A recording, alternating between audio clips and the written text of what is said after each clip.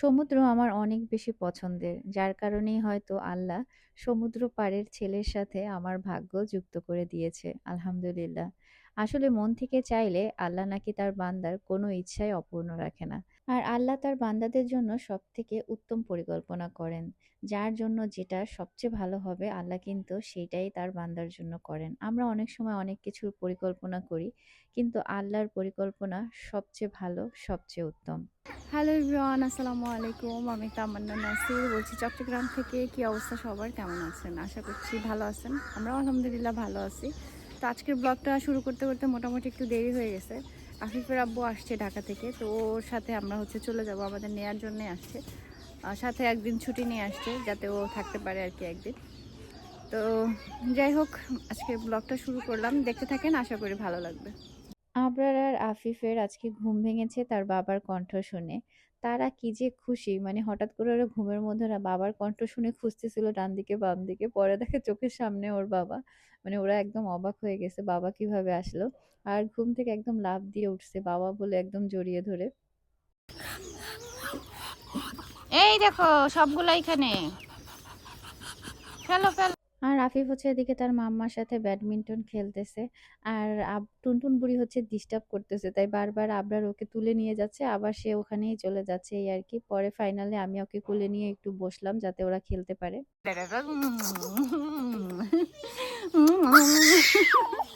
কই যাও? দাঁত নাই তোমার? শোনা মা, তুমি শোনা মা। আর আবরারের হালকা হালকা একটু জেলাসি হচ্ছিল যখন দেখতেছে যে টুনটুনকে আমি অনেক আদর করতেছি, চুমু দিতেছি, তাই সে নিজে থেকে এসেই মানে আমাকে আদর করতেছে, মানে বুঝাইতেছে যে আমি আছি, আমারে ভুলে যেও না। এই হচ্ছে অবস্থা। আর বাড়ির সামনে এখানে আবার হচ্ছে সিম গাছ লাগাইছে, মনে হয় আন্টি লাগাইছে আমার চাচি শাশুড়ি। তবে সিম সেরকম একটা নেই। সিম থাকলে চাচি বলতো যে মানে পেরে দিত আর কি, যে এগুলো খাও। অনেক আদর করে বাড়িতে গেলে আসলে সবাই। আফিফের আব্বু যেহেতু সকালবেলা আসছে আর সারা রাত জার্নি করছে, বললাম যে একটু ঘুমাই থাকো, ঘুমাইলে দেখা যাবে একটু ভাল লাগবে আর কি।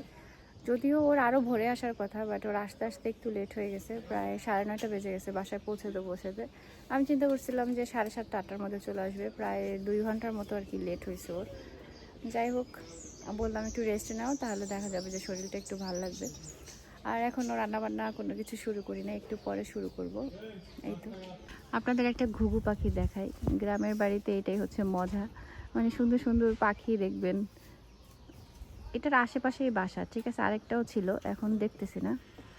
এটা মেবি খাবার সন্ধান করতেছে, সুন্দর লাগতেছে দেখতে। আর এদিকে আরেকটা জিনিস দেখাই, দেখেন। এইটারে হচ্ছে দুন্দুল বলে না? হ্যাঁ, দুন্দুলি বলে মনে হয়। একদম পুকুরের সাথে ঝুলে আছে, ওখান থেকে মনে হয় পারা যায় না। গাছের উপরেরগুলো পারছে, বাট নিচেরগুলো হচ্ছে গিয়ে পারা হয় না। এই যে প্রায় অনেকগুলো ঝুলে আছে, এটা পুকুরের মধ্যে নেমে তারপরে পারতে হবে।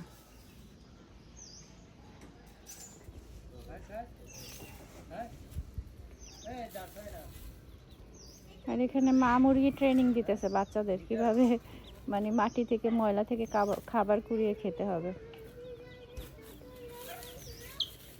মানুষ যেভাবে বাচ্চাদের ছোটোবেলায় ট্রেনিং দিয়ে বড় করে, মানে সব পশু পাখি দেখবেন ওদের যেই বেসিক জিনিসগুলো, সব জিনিসগুলো কিন্তু ছোটোবেলা থেকেই ওদের বাচ্চাদের আয়ত্ত করা।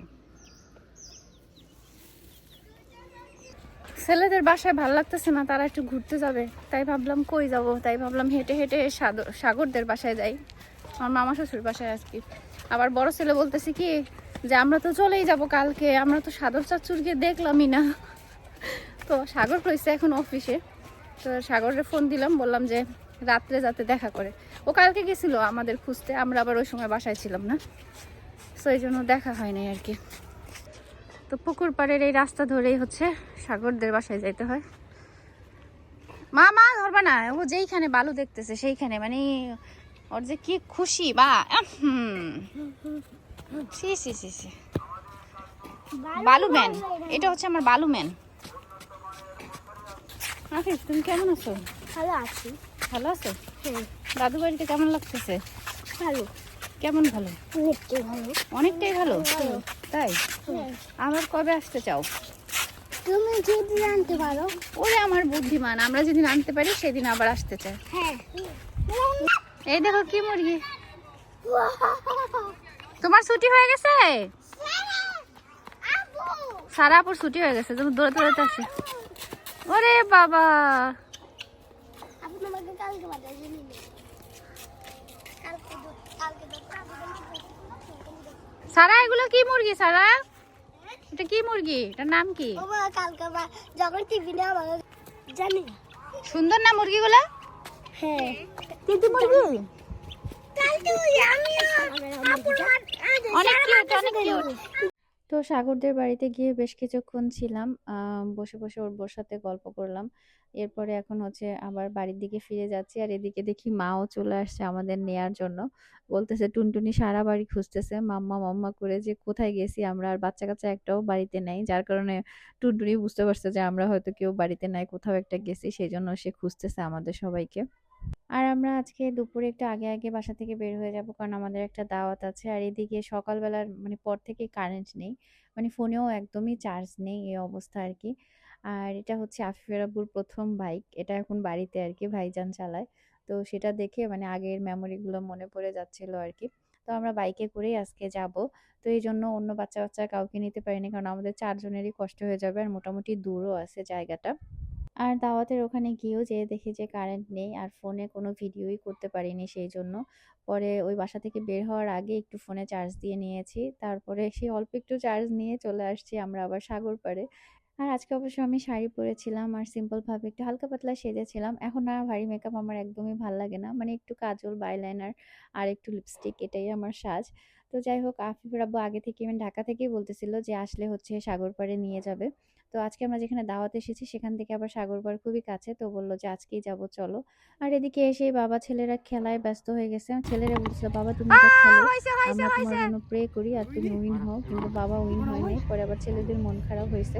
তো এখানে খেলনার দোকান থেকে ভাবলাম আবার সাগর পাড়ে খেলবে, যে বালি টালি নিয়ে যে বেলচা টেলচা থাকে বাচ্চারা আর কি খেলে, সেগুলো কিনে দিব। বাট এমন দাম চাচ্ছিল, মানে 50 টাকার জিনিস 300 টাকা চাচ্ছিল, পরে আর নেওয়া হয়নি। আর তারা তো ভালো পেলেই হয়, মানে সেই খুশি আর কি। তো আজকে আমরা যেই সি বিচে এসেছি এটার নাম হচ্ছে পার্কির চরও বলে, আবার পার্কি সি বিচও বলে, এটা আনোয়ারাতে অবস্থিত আর কি। তো আমার শ্বশুরবাড়ি যেহেতু আনোয়ারা থানায়, যার কারণে আমাদের যখনই বাড়িতে আসা হয় মানে প্রত্যেকবারই কোনোবার মিস হয় না, মানে আমরা এই সি বিচে একবার না একবার আসিই আর কি। আর এই ভদ্রলোক জানে যে সাগর আমার অনেক বেশি পছন্দের, যার কারণে সেও এই চান্সটা মিস করে না, মানে বউকে খুশি করার চেষ্টা করে। এমনিতে যতই ঝগড়াঝাটি যাই করুক না কেন, বাট ছোটখাটো এই জিনিসগুলা সেও খেয়াল রাখে আর কি। তো আসলে বা দোষ গুণ ভালো মন্দ সবকিছু মিলিয়েই মানুষ। আর একটা সংসারের মধ্যে যেমন ঝামেলা থাকে তেমন ভালোবাসাও থাকে, একজন আরেকজনের প্রতি বোঝাপড়া টান এগুলো না থাকলে তো আসলে মানে সংসার মধুর হয় না, বা সংসার টিকেও না, সোজা কথা। তো এদিকে সে আবার ফাঁকে একটু ফুটবল প্রেমী মানুষ, তো তাই স্কুলের বাচ্চাদের সাথে ফুটবল খেলা শুরু করে দিয়েছে। কারণ এখানে অনেক স্কুলের বাচ্চারা আসছে, আজকে হচ্ছে পিকনিক উপলক্ষে। তো এখন অবশ্য বীজটা ফাঁকা আছে, একটু পরে মানে মানুষ একদম কানায় কানায় মানে ভরে যাবে আর কি। আর এদিকে আমাদের ফোনেও যেহেতু হালকা একটু আমরা চার্জ দিয়েছিলাম, তো সেটা দিয়ে আমরা হালকা কয়েকটা ছবি ভিডিও করেছি, এরপরে ফোনও অফ হয়ে গেছিল।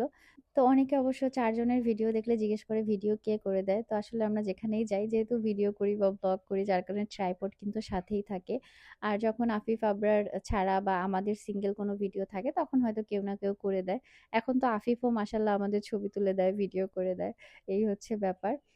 আর বাইকে আসার জন্য বাচ্চা-কাচ্চা আর কাউকে নিয়ে আসতে পারি নাই। কারণ বাইকে আমাদের ৪ জনকে নিয়েই হিমশিম খেতে হয়। বিশেষ করে আফিফ আবরার তো একটু পরে বাইকে ওঠার পরে যায় ঘুমিয়ে। তখন প্রচুর কষ্ট হয়, এই আরকি। আর যেহেতু সমুদ্রের পাড়ে আসবো, সেটা আফিফের আব্বু আসলে ঢাকা থেকেই বলে আসতেছিল যে তোমাদের সাগর পাড়ে নিয়ে যাবো। যদি টাইমে মিলে ওইভাবে। তো যাই হোক ব্যাটে বলে মিলে গেছে। তারপরে যাওয়া হলো আরকি। আর ও বলতেছিল যে সমুদ্রের পাড়ে গেলে তো আসলে বাচ্চারা ভিজবেই। তো সেইজন্য ওদের জন্য কাপড়-চোপড়ও নিয়ে নিছিলাম। কারণ আমি ওইভাবে ভিজবো না। বাট বাচ্চারা তো ভিজবে। তো সেইজন্য প্রিপারেশন নিয়ে গেছিলাম। তো কক্সবাজার গেলে যেই ফিল পাওয়া যায় আসলে এই সি বিচে গেলেও সেরকমই। আসলে সমুদ্রের পাড়ে গেলেই ভালো লাগে, সোজা কথা, যারা সমুদ্র পছন্দ করে। তবে আফিফের আব্বুর আবার পাহাড় বেশি পছন্দের। তো আমাকে বেশ কিছু সে সুন্দর, সুন্দর ভিডিও করে দিয়েছে, ছবি তুলে দিয়েছে। আর এদিকে বাচ্চাদের অবস্থা দেখেন, তারা বালু নিয়ে হচ্ছে সমুদ্রের পাড়ে যাবে।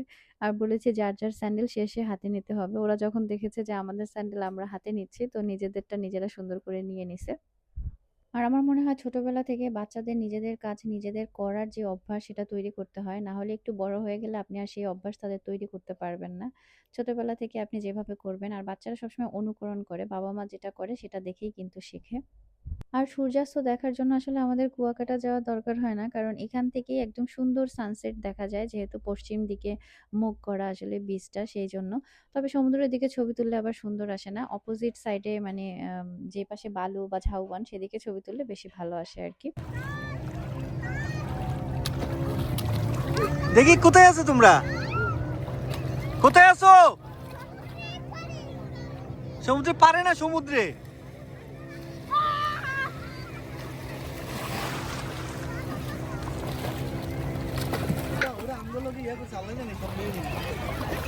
না পার্টিসে যাও। হ্যাঁ হ্যাঁ করো করো। কেমন লাগবে সাফি? ভালো মজা। হ্যাঁ করো। ইয়ে আম্মুর দিকে তাকাই করো একটু। আমার দুষ্ট বাচ্চা খালি চলে যায়।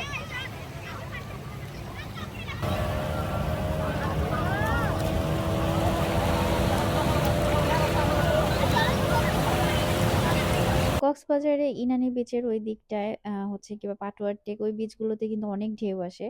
তো আবার কিছু, কিছু জায়গায় একটু কম আসে। তবে এই জায়গাটাও সেরকম মানে অনেক বেশি ঢেউ আসে না। একদম হালকা, হালকা ঢেউ থাকে। মানে যতবার এসেছি এরকমই দেখেছি। জানি না অন্য টাইমে বেশি হয় কিনা।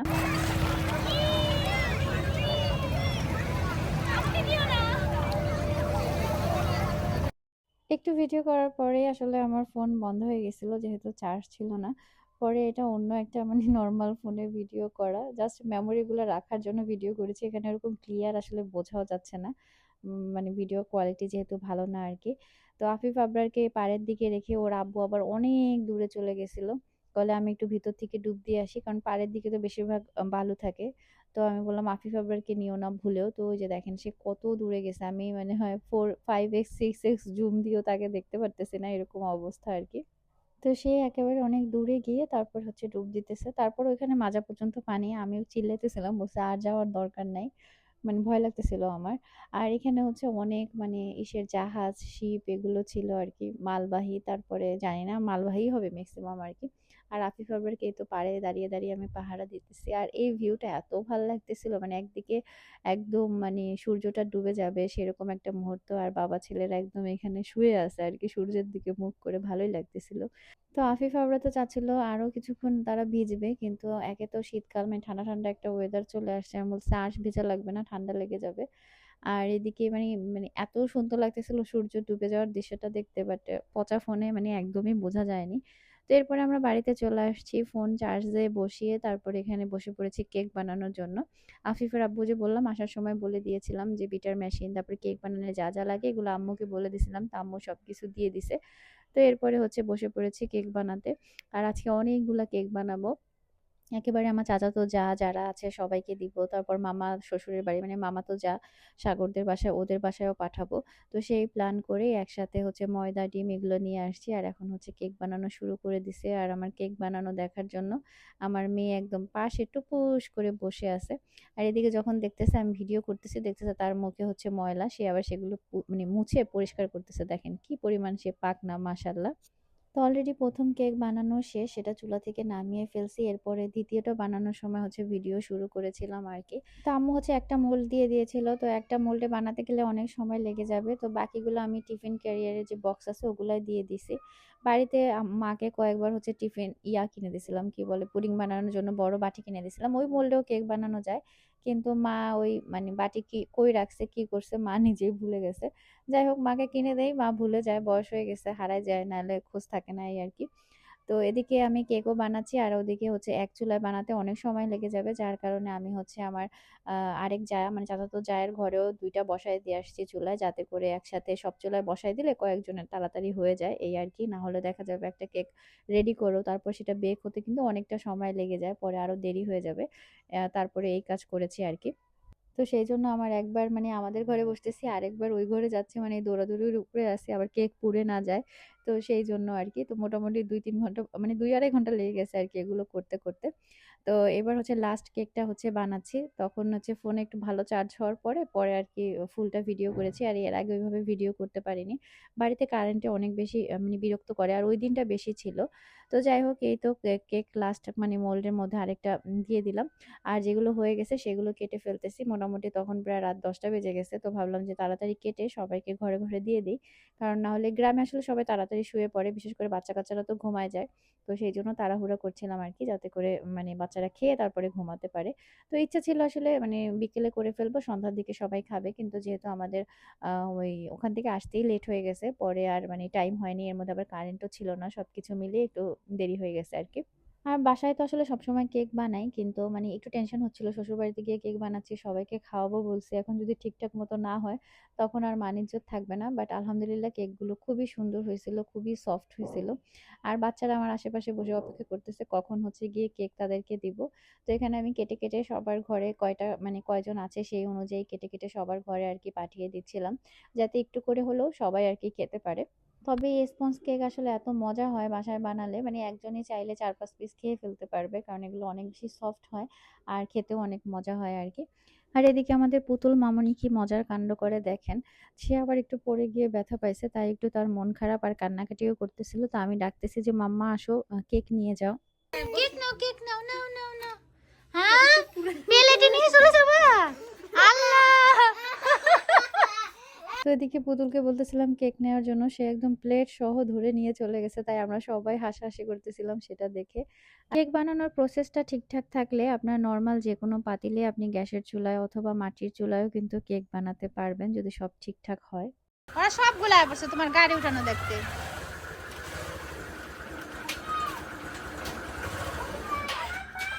বাবার গাড়িতে উঠবা?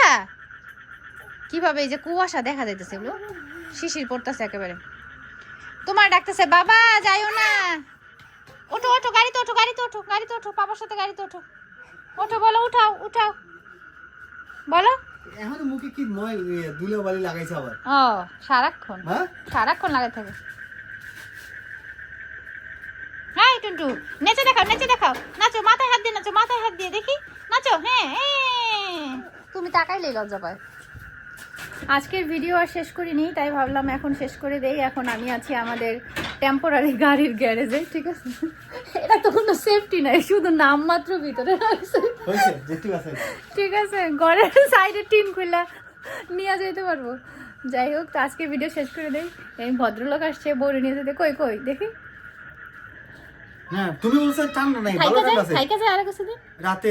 আমি তো অত রাস্তায় যাই না, রাস্তা কি ঠান্ডা? বাসা ভাইজান আমি বলছিলাম না যাইতে পারবো, মানে আমি আসতে পারি ঠান্ডা দেখে আসার সময় যে ঠান্ডা লাগছে। ভাইজান কইছি যে ভাইজান আমি আইতে পারবো না, তুমি আয় পড়ো। তো পরে কই না রাস্তায় ফাঁকা রাস্তা যে জন্য ঠান্ডা। মালগো বাজার পর্যন্ত গাড়ি পাইছে। তো ঠিক আছে আমি মালগো নামুনি।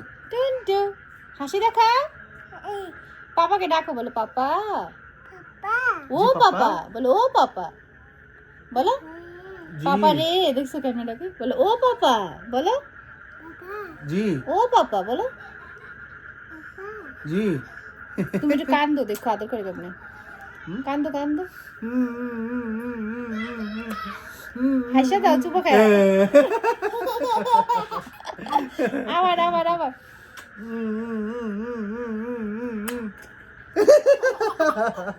শিখাইছো তুমি। বাবারে। থ্যাংক ইউ মা। তো আজকের ভিডিও এখানেই শেষ করে দিচ্ছি। সবাই ভালো থাকবেন। আর ভিডিও কেমন লাগলো অবশ্যই কমেন্ট করে জানাতে ভুলবেন না। আল্লাহ হাফেজ।